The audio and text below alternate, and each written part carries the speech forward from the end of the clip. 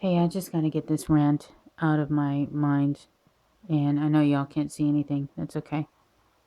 But, you know, I kind of just came to the realization about how lucky I am to have been born in the United States. And I don't mean lucky in a metaphysical, um, lucky rabbit's foot sort of way, but rather lucky by, just luck of the draw. I know I could have been born anywhere. If you think about it, each and every one of us who is fortunate enough to be listening to this right now, and you don't believe in some sort of afterlife or pre-life or anything, really, you're born where you are, and it's not determined by anything but happenstance. And each and every one of us is so lucky to have been born where we are.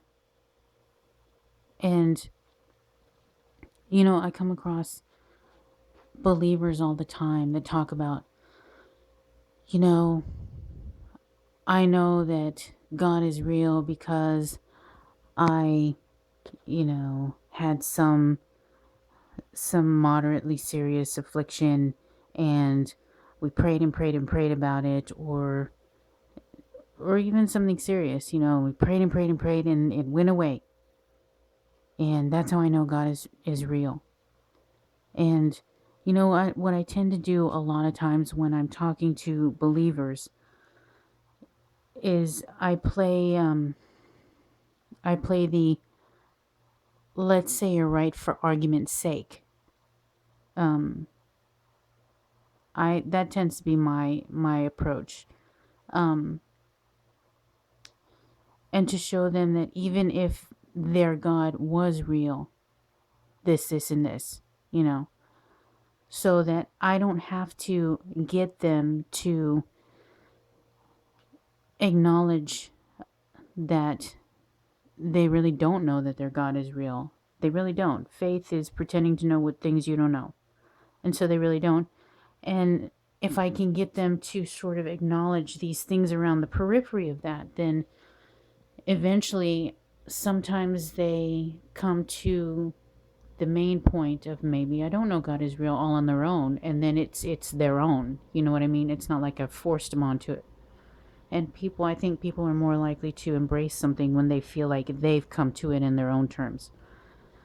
And so I play that game a lot. And, you know, I gotta say that for argument's sake, let's say that that's true for every believer here in everywhere that I've lived so far. And everywhere that I've lived has been, in the United States. And when I was small, I lived in Italy, but I was just a baby then. So everyone in the United States has been at least, you know, people, even the poor in the United States tend to be more well off than, say, the poor in the Congo. And that's what I mean. That's what I mean by this. You know, I've been homeless before, and I didn't starve when I was homeless. I didn't go through the kind of poverty where I was eating dirt because I had nothing else to eat. And kids do that sometimes. Um, and so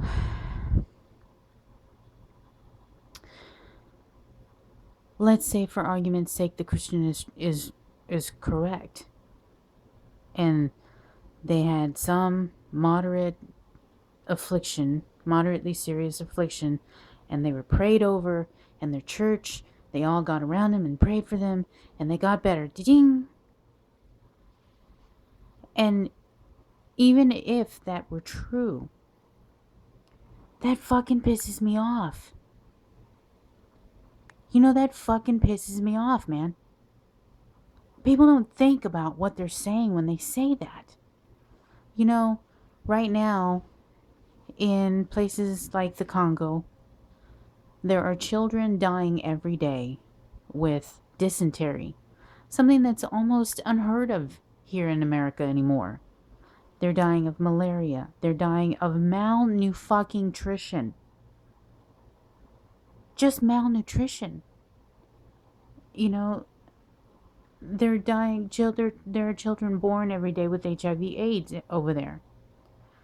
And so, if you're right, if the Christian is right, and they were prayed over, and God cured them, why the fuck would he cure your overprivileged, spoiled fucking ass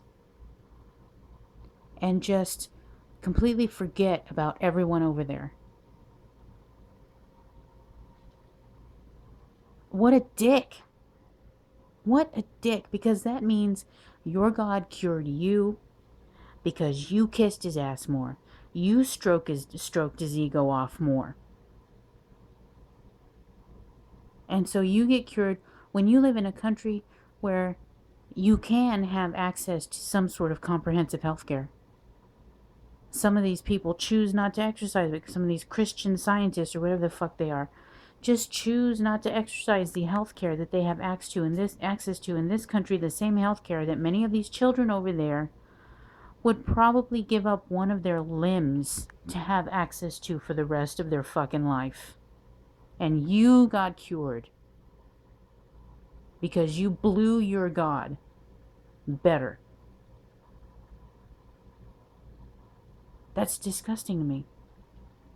And it's like, and then you have the Catholics who believe in these things like the waters at Lourdes, and that, you can go to this place, this spring, this water, and it'll cure you of all your afflictions, and you see the lines for days over there, and you arrogant fucks, man.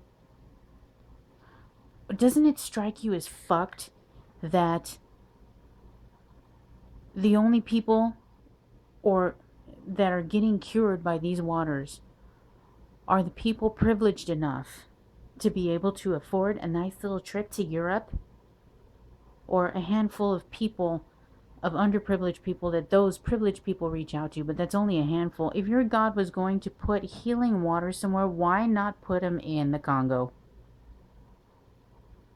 Or I hate to pick on the Congo, but you know what I'm saying.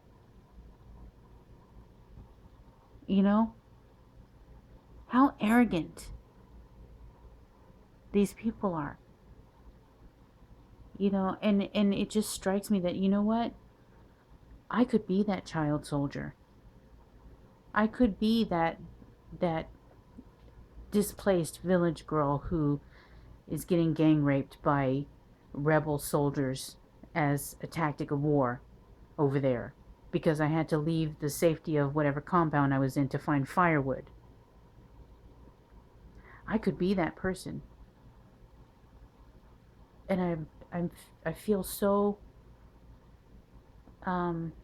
relieved that the luck of the draw, I hate to use luck, I don't mean it in a woo-woo metaphysical way, but I feel fortunate that I ended up here where I am.